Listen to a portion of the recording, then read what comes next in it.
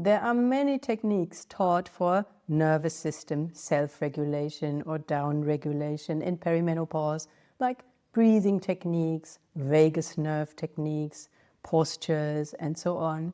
They are all useful, but there is an inbuilt limitation to that approach, and that is rarely addressed. And especially in perimenopause, it matters significantly. I'll give you a concrete list of things to do for a more promising approach. But first, we need to understand why that usual advice falls short. The first limitation of most of this self-regulation advice is that it works only situationally. If every time we get anxious or tense is the only time we put these techniques into place, this is not at all enough to not experience that overwhelm in the first place again and again. And that is important, especially in perimenopause, because once the hormones begin to fluctuate, then the nervous system, when it is out of balance, has no buffer. And then any single thing that also fluctuates, there can be neurochemicals, can be hormones, other hormones, can be energy levels, anxiety, thyroid, even ADHD. Every irregularity then hits much harder and is much more difficult to get back in control. And this then can feel very overwhelming and can lead also to a full system crash. But that is not inevitable. We will see what we can do to prevent it, and also precisely what to do in case it has already started.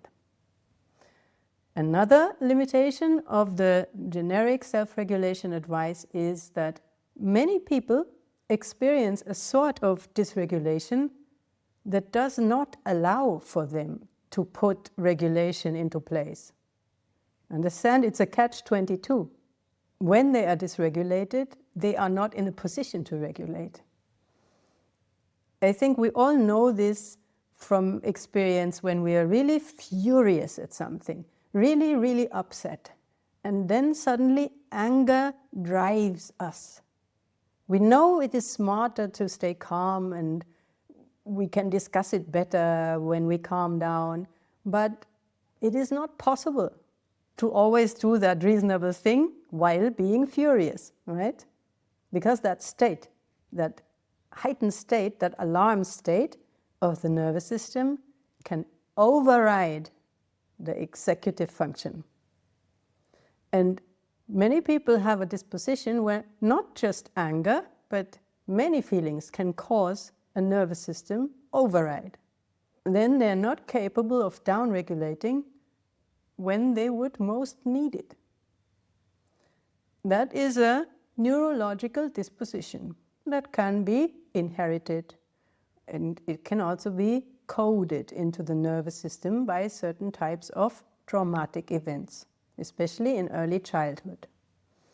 Then it's possible to have a nervous system that does not allow down-regulation in the heat of the moment, whether that is grief, anxiety, frustration, panic, sadness, jealousy, whatever. And that is a serious limitation. And it is, of course, also not an answer or an endpoint, right? If somebody is not able to down-regulate themselves, they still have the responsibility to do what's necessary for them to change that, because they cannot keep running around being furious and the victim of their own emotions all the time, neither to themselves nor to other people. Is it okay to stay like that? We need to address regulation differently. We need to fully interrupt the nervous system's operating mode. When the nervous system is chronically too activated, it wants to help us by seeking external stability, such as provide more energy now, or find an escape, or seek clarification now. These things. Work longer hours, stuff like that, is what it wants to do. The kind of stability it suggests is really not solving anything at all. Therefore, the answer is that we have to add external stability for a while, and we put a reliable fallback into place. We need to give the nervous system something to fall back on. And that something is repetition over time and predictability. These are the biggest influence that can help recalibrate a nervous system in a comparatively short time, within a span of weeks only, and most importantly, in a sustainable way. It's not like going on holidays, the first 2 weeks to calm down and then recover a little, and then when we return, the whole effect is gone. No, we give it predictability, timing, and routine. But that will likely be sabotaged by the nervous system itself. We have to make it an offer that it can't refuse, otherwise it will not cooperate. What exactly that offer could be, that also we'll cover in a few minutes. First, we need to prevent the sabotage. What do I mean by this? Let's make a test. When I say to solve this, we need to give predictability, timing, and routine. Observe your mind right now. If it goes to, this is unacceptably simplistic, then that might be your academic thinking and knowledge and good pattern recognition, okay? Or the first line of self-sabotage or avoidance from the nervous system that already now, through these words, felt threatened. Timing, routine, predictability. Already it reads discipline, more stress. Well, nobody said that. A nervous system that is overtaxed is extremely afraid of change. The entire brilliance of the brain comes in full play, telling us why that small thing we want to change is out of the question. And interestingly, this is one of the answers how to reprogram the nervous system to go to a more sustainable and balanced state, to a more autonomous state, less reactive. That is one of the few fields where neurology, psychology, traditional philosophy, traditional practice, sociological experience, and therapeutic experience all completely agree. In no other question you will find that agreement. Is in how to fix this. And no answer is so difficult to accept for a nervous system that is chronically overtaxed.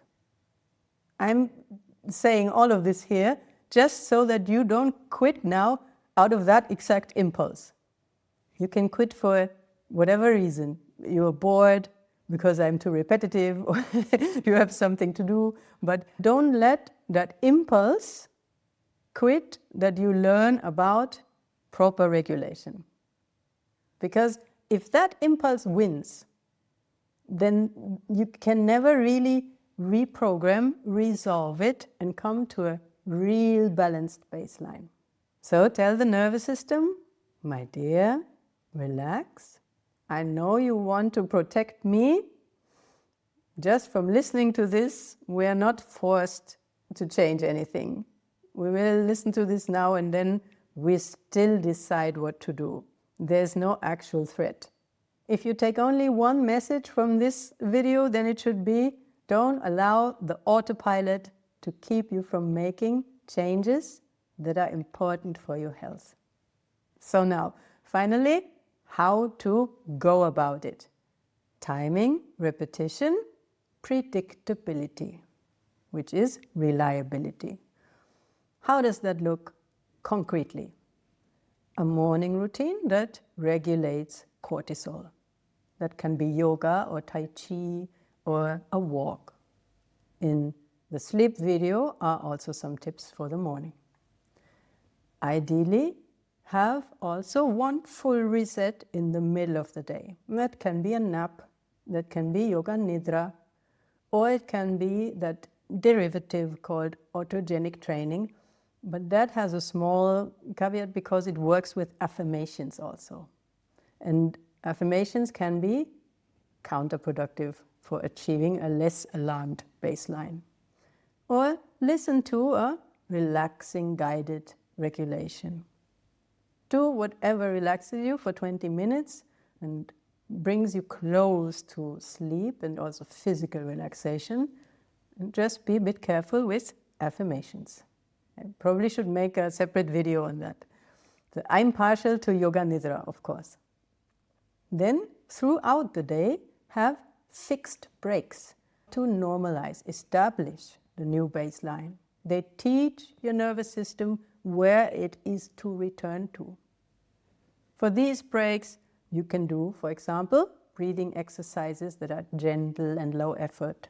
Never breathe more than 80% capacity. No breath retention stuff also during the day. Go for a short walk or have a cup of tea, do some knitting or singing or gentle dancing, just for 5 minutes in each of these breaks. And the already advanced people could use the breaks for a friendly check-in with the body and mind, how they are feeling at this moment. The last direct action step for today is beware of the evening high. For many high-performing people, the autopilot goes like this. Over the course of a day, there's a build-up of things to catch up on.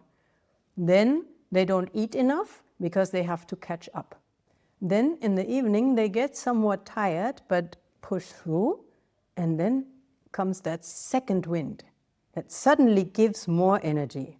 And then you can still get stuff done for 2 more hours or 4 hours, and all of a sudden you are much clearer again, and you can work so well.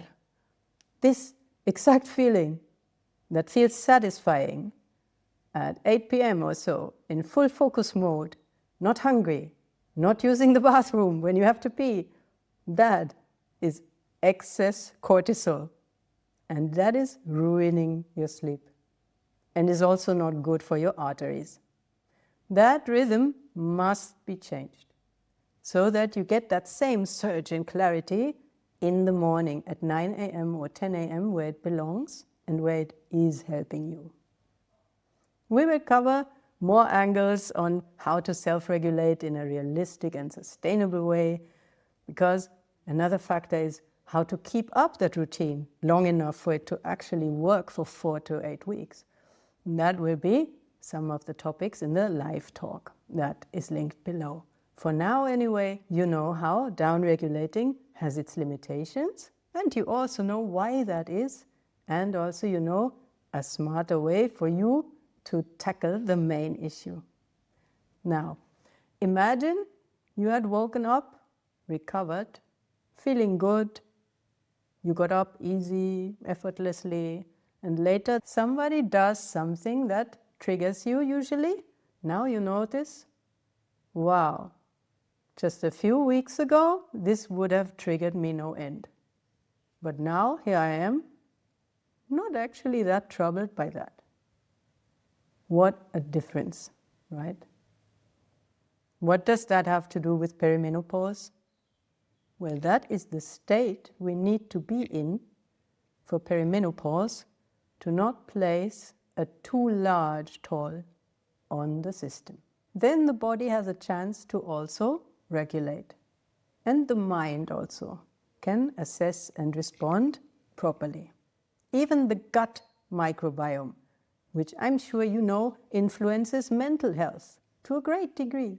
And that alone can put us in a depression or in a place where we have less leeway to respond properly, right?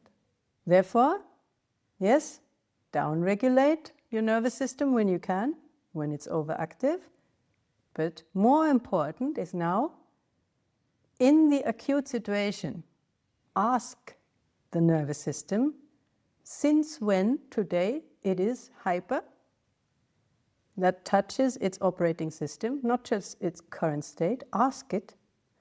Also ask it exactly why it shifted into that higher gear. that need not be answered immediately. Just sincerely ask without the blame.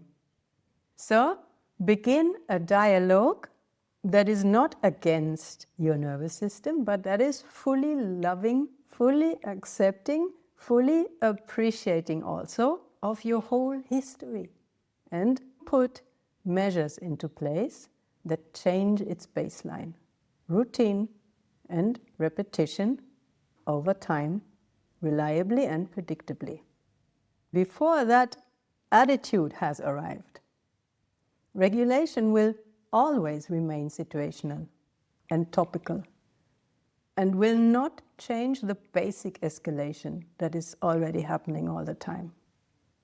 I suggest you start immediately by listing things that make you feel good, and if you post that list in the comments, then you can inspire others as well.